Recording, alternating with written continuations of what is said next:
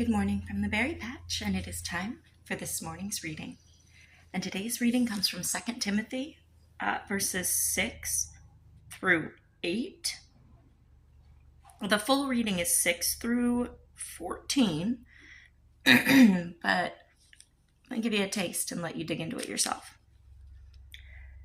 For this reason, I remind you to fan into flame the gift of God, which is in you through the laying on of my hands. Excuse me.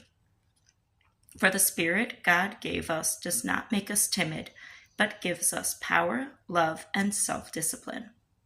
So do not be ashamed of the testimony about our Lord or of me, his prisoner.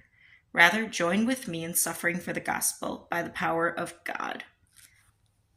And I think I mentioned yesterday, if I remember correctly, that one of the things that originally kept me from ministering and talking about this, even early on, like when I was in the church as a child, was that fear of embarrassment, that fear of cringe, that fear of rejection.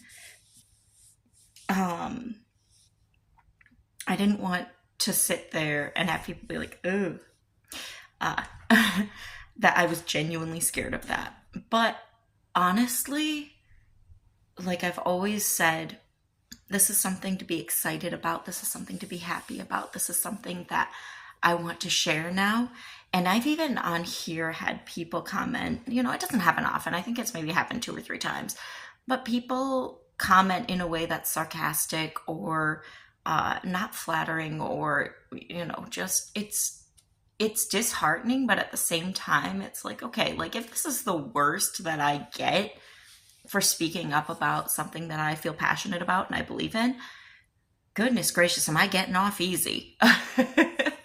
I remember in middle school being passionate about ministries overseas where people are killed daily for spreading the same message that I'm spreading here.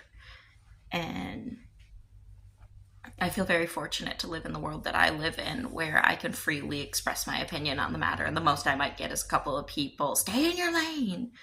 Nobody wants to hear this, blah, blah, blah." But you know what? You can scroll past it. I hope you don't. I hope somehow this fans your flame and you can find something to be passionate about. And hopefully you can use that to glorify God. Anyways, remember to wipe down your gym equipment and don't forget your aftercare. We'll see you tomorrow.